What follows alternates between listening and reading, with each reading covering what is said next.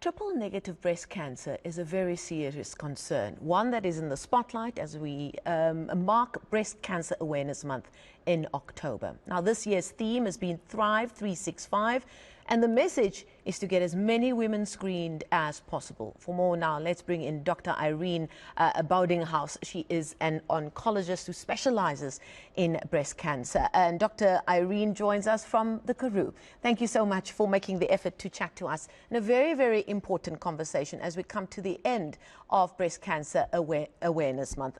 Allow me to start from a personal perspective. I'm a woman in her 40s, and in as much as year in and year out as a journalist, we would have these conversations about Breast Cancer Month. And it was just last year, in October of last year, where I had, I suppose, in what women in our various circles at this age call a breast scare, that you are brought to the coalface of how women are treated when it comes to having to face a potential diagnosis of any kind regarding their breasts. Is that something that you come across in your daily work as an oncologist who specializes in breast cancer?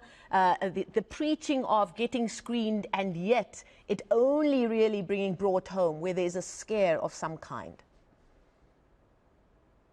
All the time. All the time.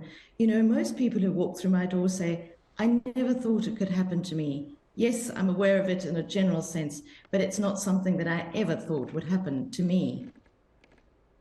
And what is it that you find is missing in terms of how women in healthcare are treated when it comes to the care of their breasts, depending on what age they find themselves in?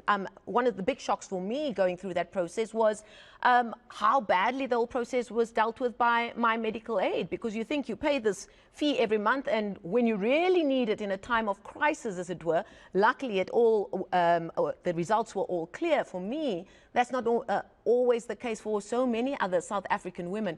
Where for you is the biggest gap in care around breast health here in South Africa?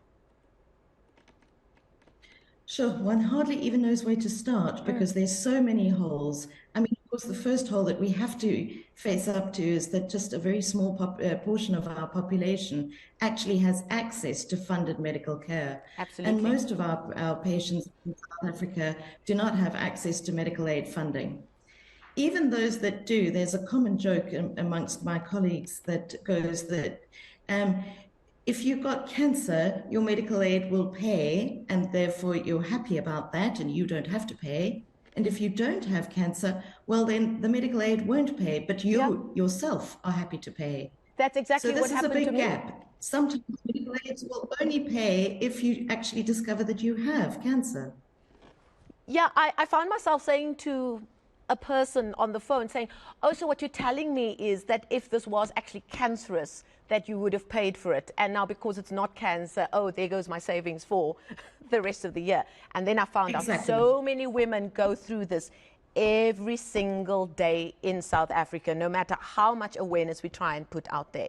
Now, talk to me a little bit about this. And I must admit, it's the first time I'm finding out about triple negative breast cancer. Talk to me about it, because it sounds horrific for whoever has to go through it. And then on top of that, we read that black women are twice as likely as their white counterparts to receive a triple negative breast cancer diagnosis.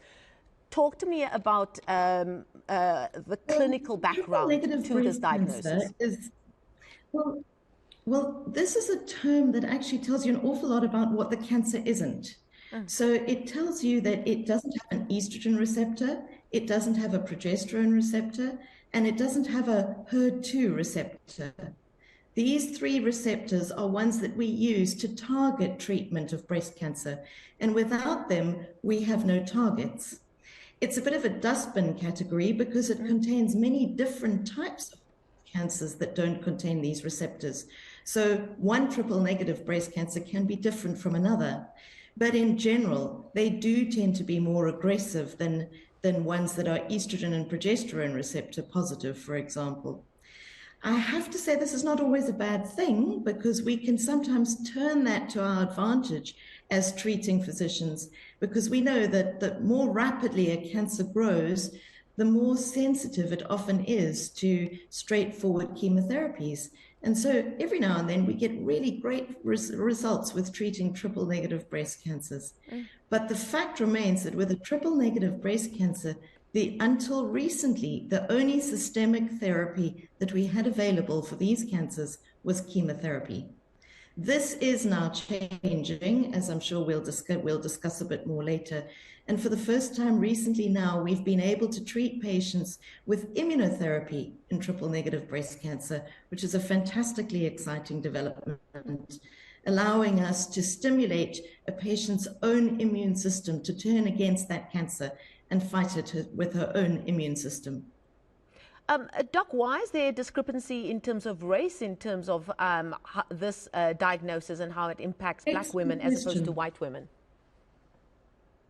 Well, it's not just, people have looked to see whether it's a problem of socioeconomic status. It doesn't seem to be that. Even with Black patients of a high socioeconomic status, we see an increased diagnosis of triple negative breast cancer. It's something that just seems to be a genetic component within them. And this, of course, brings us to the next thing, is that we know very often triple negative breast cancer is associated with genetic mutations that the patient is born with, a gene that you carry. So, for example, for want of a better description, the Angelina Jolie gene, the BRCA gene, the BRCA1 and 2 gene, we have a high incidence of some of the varieties of BRCA2 as a founder mutation here in South Africa, as well as BRCA1. And we see these causing triple negative breast cancers more commonly than other types of cancers. But it does seem to be something within our Black sisters that causes triple negative breast cancer. Not entirely sure why.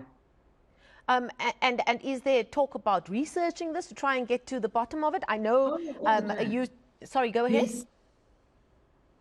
Yes. Much research is being carried out on this.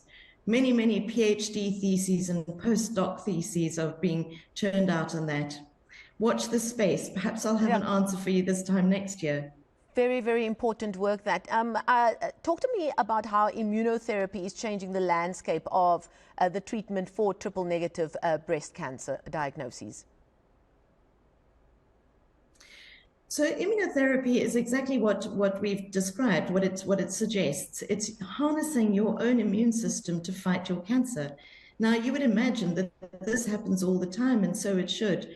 But many cancers have actually found a way to pull the Harry Potter cloak of invisibility over them, if you like, and escape detection by the immune system, which should clear these abnormal cells. Now, we've known for some time that immunotherapy can be harnessed to treat other cancers. So, for example, melanomas and some kinds of lung cancers. And for some years, this treatment has been available in South Africa and certainly in the rest of the world to treat these kinds of cancers. But only recently has it become available in South Africa to treat some kinds of breast cancer. And triple negative breast cancer seems to be particularly suited to treatment with immunotherapy. And recently has become available and licensed for use here. And how accessible are you hoping this will be going forward?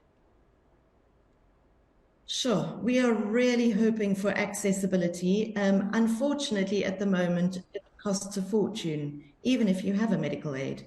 And this is one of our biggest stumbling blocks to accessibility. Okay, well, like we said, let's speak in a few months' time, and hopefully there will be a way forward in the various bits of important work that you and your colleagues in the field are doing. Thank you so much for your time this evening. Dr. Irene Boeddinghaus is an oncologist specializing in breast cancer, joining us from the Karoo this evening, and we thank her for her time.